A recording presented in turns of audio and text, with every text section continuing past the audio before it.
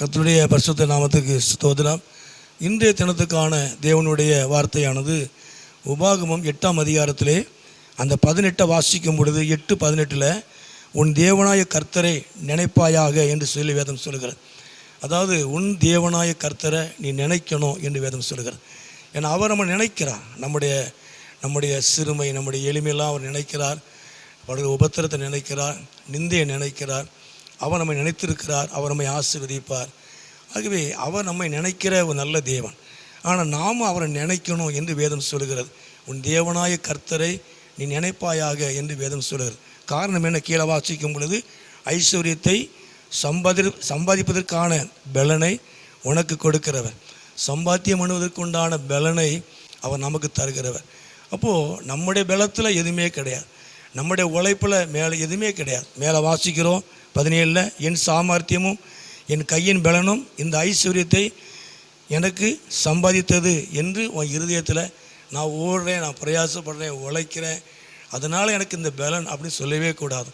அந்த பலன், அந்த சம்பாத்தியம் பண்ணுவதற்கு, அந்த பிரயாசப்படுவதற்கு, சம்பாத்தியம் பண்ணுவதற்கு இந்த நாட்களில் கர்த்தருடைய பலன் நமக்கு தேவைப்படுகிறது.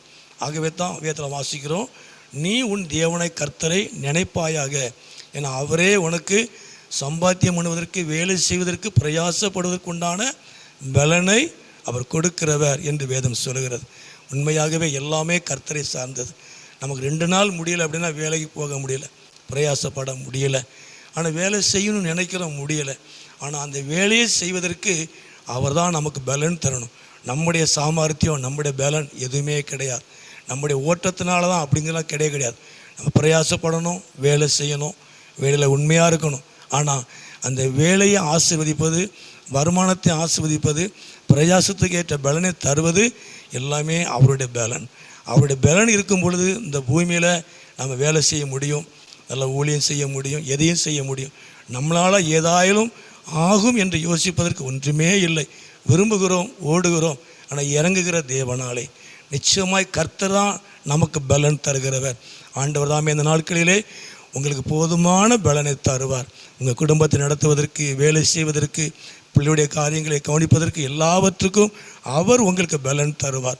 உங்களுக்கு பலன் தருகிற அந்த தேவனாய கர்த்தரை நீங்கள் ஒவ்வொரு நாளும் நினைக்கணும். ஆண்டவர் உங்கள் வாழ்க்கையில் மகிமைப்படுவார். இன்னும் உங்களுக்கு போதுமான பலனை தருவார், கிருபைகளை தருவார். கர்த்தர் நிச்சயமாக கர்த்தர் இன்னும் உங்களை உயர்த்துவார். சம்பாத்தியம் பண்ணுவதற்கு உண்டான பலனை தருகிறது மாத்திரமல்ல, நீங்கள் ஐஸ்வர்யவான்களாய் மாறுவீர்கள், நீங்கள் பலசாலிகளாய் மாறுவீர்கள். கர்த்தர் எல்லாவற்றிலும் உங்களை ஆசீர்வதித்து உயர்த்துவார், அவர் நாமத்தை மகிமைப்படுத்துவார். ஜெபம் பண்ணுவோமா? எங்களை அதிகமாக நேசிக்கிற நல்ல பிதாவே, அருமையான ஆண்டவரே, இந்த நேரத்துக்காக நன்றி செலுத்துகிறோம். நீ உன் தேவனாய கர்த்தரை நினைப்பாயாக என்று வேதம் சொல்லுகிறது. ஆண்டவரே, எல்லா காரியத்திலும் உண்மை நினைக்க, உம்முடைய பலனை பெற்றுக்கொள்ள கர்த்தர் எங்களுக்கு உதவி செய்யும். இந்த சத்தத்தை கேட்குற எல்லாரையும் ஆசீர்வதியும், மகிமைப்படும். ஆண்டவரே, எங்களுடைய சாமர்த்தியம் அல்ல, எங்களுடைய பலன் அல்ல ஆண்டவரே, ஆனால் நீர் பலன் தருகிறவர். உம்முடைய பலத்தினால ஒவ்வொருவரும் நிரப்பும், உம்முடைய பலன் உண்டாகட்டும். நீர் ஆசீர்வதியும், மகிமைப்படும்.